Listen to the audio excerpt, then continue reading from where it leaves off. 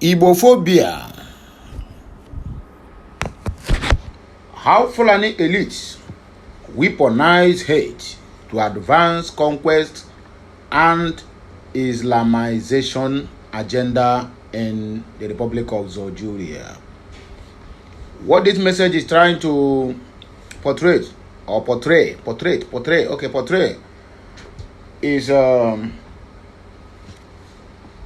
the way Fulanis are entering our people, using them against their own people, creating hatred, creating a division, creating a kind of mindset that will allow the Biafrans, I mean the genuine Biafrans, to turn against the genuine Biafrans as well. But let's not go deep. I will read this message the way it is. But I'd like you to drop your opinion, what you think as we read, as we proceed. I might decide to pause at a moment to also reflect on the ones I have read before. In case if there's any language that is not very popular or very understandable to my people out there who could not understand their big grammar. So anyway, let us just go straight to the reason why we're here. As you're watching, like, share, comment, and keep subscribing. If this is your first time to hear this voice, I welcome you all in the mighty name of Chukwuoke Abiama. Onye premier niile. Oya ngwa kachineke mezioku. Before the British amalgamated the southern and northern protectorates into what is now known as Nigeria, the Igbo people lived in relative peace in the old eastern region, free from war, tribal conflict, or domination. The same could not be said of the north, where centuries of conquest had reshaped the political landscape. Few Nigerians are aware that long before Nigeria's creation, the region now known as the North experienced series of violent territorial conquest, commonly referred to as jihads, led by Fulani extremist Ottoman Danfodio. His jihad dethroned the Hausa kings and replaced them with the Fulani emirs, as legacy that persists to this day.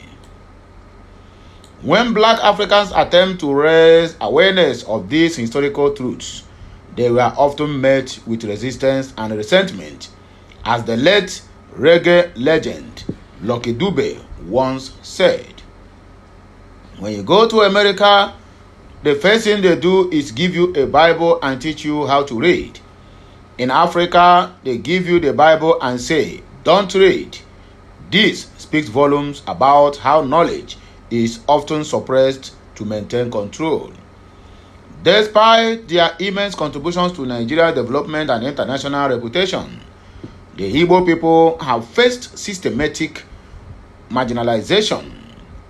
This marginalization stems from a calculated narrative crafted and propagated to cast Igbo as threats to national unity rather than as fellow stakeholders in Nigeria's progress.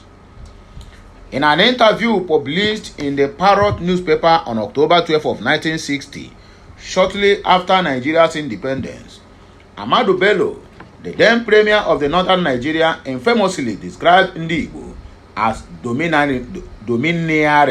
He stated, the Igbo are more or less the type of people whose desire is mainly to dominate everybody. If they go to a village or town, they want to monopolize everything in that area. If they put them in a labor camp as a laborer, within a year, they will try to emerge as headman in that very particular camp. This sweeping generalization was not only unfounded but deeply divisive. When questioned about employing Igbos in the north, he responded, in actual fact, what it is a northerner first. If we can get a northerner, then we take an expatriate on contract. If we can't, then we can employ another Nigerian but on contract too. This is going to be permanent because it would be rather dangerous to see the number of boys we are now turning from our learning institutions having no work to do. I am sure that whichever government is in power might be embarrassed It might even lead to bloodshed. This ideology was not about domineering Igbos. It was a strategic move to block merit-based inclusion. As the saying goes, where there are cunning men, there will always be wise men to expose their schemes. Ahmadu Bello's logic was deeply flawed, as excellence is not a crime. It is the natural outcome of hard work and intellect. Moving forward. Fast forward to present-day Nigeria. Aliko Dangote holds nearly monopoly power over several key industries: cement, sugar, flour, and even petroleum. Yet, an Igbo entrepreneur, Ibeto, who once provided the most affordable cement in the market, saw his license revoked and operations shut down, clearly a move to stifle the competition. While some celebrate Dangote's dominance, they deride Dr. Ngozi Okonjo-Iweala, a globally respected economist and current WTO Director General, as domineering, simply because she is Igbo. This contradiction exposes a dangerous bias against Igbo excellence. Meanwhile, those who have committed grave atrocities, including the killing of Nigerian soldiers, are celebrated and rewarded, while the widows of those soldiers are abandoned without support. During President Goodluck Jonathan's administration, he prioritized education, especially for Almajiri children. In the northern Nigeria, he initiated the Almajiri education program, which led to the construction of over 157 Almajiri model schools across the northern states. Yet, many were abandoned. These children, denied education, remain pawns in a system designed to keep them impoverished and dependent. The Fulani elite have long exploited disunity and ignorance to sustain their dominance. They thrive in chaos and corruption. A prosperous, educated, and united Nigeria will threaten this hegemony, hence the persistent sabotage of progress. Moving forward, Igbo people have long been scapegoated and demonized for asking for fairness, equity, and accountability. The Enugu Coal Mine Massacre, the 1966 pogroms that claimed over 60,000 lives, the Asaba Women Massacre, and the genocide of the Biafran War of 1967 to 1970 that killed over 5 million Igbo, are chilling reminders of what happens when a group is vilified simply for standing up for their rights. Despite this, Igbo remains committed to peaceful dialogue and have called for a United Nations supervised referendum. Yet, even this democratic request is met with hostility. It is time Nigeria, especially our neighbors in the southwest, open their eyes to the manipulations that has fueled division. The false unity championed by Fulani elites is a tool of control, not progress, until we confront this truth. Real unity will remain in an illusion. Family Writers Press International. Exposing Nigeria government failed system. That is the second stanza of this message we are about to give to my people. Exposing Nigeria's failed blackmail tactics against the peaceful Biafra freedom movement. For over a decade now, the indigenous people of Biafra have advocated for the restoration of the sovereign state of Biafra through peaceful and legal means of referendum, a self-determination right enshrined in the United Nations Charter. At the forefront of this movement is Mazi Nnamdi Kanu, whose unwavering leadership has inspired millions across the Biafra homeland and in diaspora. Despite IPOB's non-violent stance and repeated calls for peaceful resolution, the Nigerian government and its military establishment continues to orchestrate a systematic campaign of blackmail, misinformation, and psychological warfare aimed at discrediting the Biafra freedom movement. The Nigerian government, in collaboration with mainstream media houses, have employed relentless propaganda to distort the true nature of IPOB's mission. Headlines are carefully crafted to associate the movement with violence, terrorism, or secessionist militancy, even when no evidence supports these claims. Peaceful rallies and civil protesters are often framed as uprisings, while security forces are portrayed as defenders of national unity, even in the face of documented human rights abuses. The media narrative is designed to manipulate public perception and isolate IPOB from international sympathy and support. Journalists sympathetic to the Biafra cause are intimidated, harassed, or censored, creating an information blackout that allows state-sponsored disinformation to dominate the airwaves. Perhaps most insidious tactic has been the Nigerian government's ongoing effort to associate IPOB with criminality, from kidnappings to armed robbery. Any incident involving unidentified individuals in the southeastern region is hastily attributed to IPOB without investigation or due process.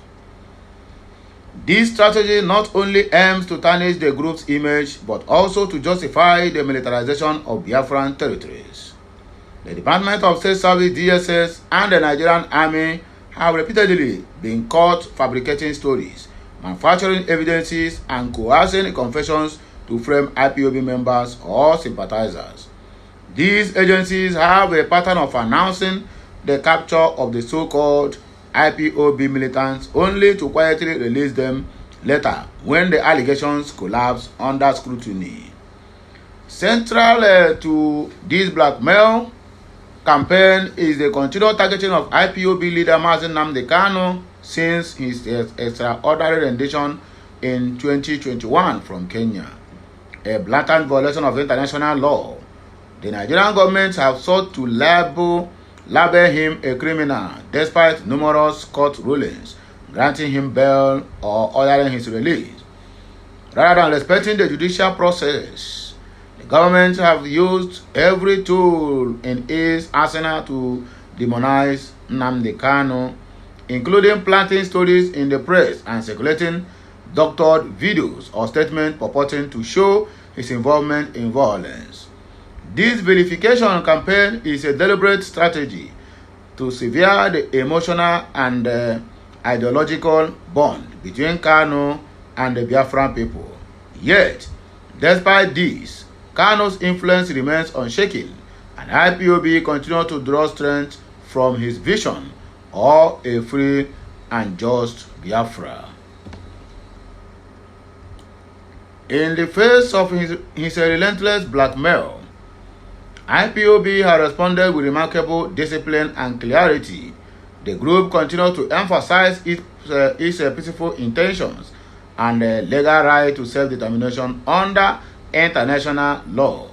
Through its media and publicity department, IPOB have successfully debunked numerous state-sponsored falsehoods, often providing photographic, video, and eyewitnesses evidence that contradicts official narratives. Moreover, IPOB have called upon international human rights bodies, foreign governments, and legal institutions to monitor and investigate Nigeria's conduct towards Biafrans. This includes the use of excessive force, unlawful detentions, and the extrajudicial killings of peaceful protesters. The world is beginning to take notice, as reports from Amnesty International and Human Rights Watch have already confirmed many of these abuses. The Nigerian government blackmail tactics against the peaceful Biafra movement, ranging from propaganda and criminal framing to psychological operations, are not just acts of desperation, but clear violations of fundamental human rights. These attempts to delegitimize IPOB only strengthen the resolve of the Biafra people and expose the authoritarian nature of the Nigerian state. The quest for Biafra liberation is not a crime, Asking for freedom is not terrorism. The world must see through the smokescreen of lies and support of inalienable right of all peoples to self-determination. The peaceful path to Biafra is still possible. If the truth is allowed to prevail, IPOB will continue to shine the light, exposing every lie and confronting every injustice until Biafra is finally free from them. These and other headlines as we have read this morning. I'm sure I'm able to convince you, but not to confuse you, that Nigerian government knows what they are doing, and they must surely allow Biafrans to go whether they like it or not. Ojinye nwata wele aka elu mgbe aka fụọ ya ọfọ wetuo ya. Ngwanu, my wonderful people, we're gonna use this one to enjoy this Thursday morning as your morning breakfast. Have a nice day, and may the good Lord continue to bless us all. Like, share, comment, and keep subscribing for more interesting videos.